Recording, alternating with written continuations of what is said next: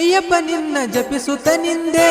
ಭಕ್ತಿಯಿಂದ ಮಾಲೆಯ ಧರಿಸಿದೆ ಕಷ್ಟವನ್ನು ಪರಿಹರಿಸು ಎಂದೇ ದಿವ್ಯ ಜ್ಯೋತಿ ಕರುಣಿಸು ತಂದೆ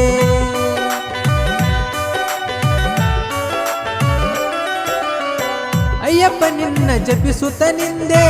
ಭಕ್ತಿಯಿಂದ ಮಾಲೆಯ ಧರಿಸಿದೆ ಕಷ್ಟವನ್ನು ಪರಿಹರಿಸು ಎಂದೇ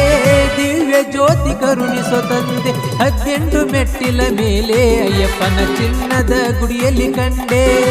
18 ಮೆಟ್ಟಿಲ ಮೇಲೆ ಅಯ್ಯಪ್ಪನ ಚಿನ್ನದ ಗುಡಿಯಲ್ಲಿ ಕಂಡೆ ಸ್ವಾಮಿ ಶಬರಿಗಿರಿಯ ವಾಸ ಕರುಣಿಸಿ ಕಾಯೋ ಜಗದೀಶ ಇರುಮುಡಿಯನ್ನು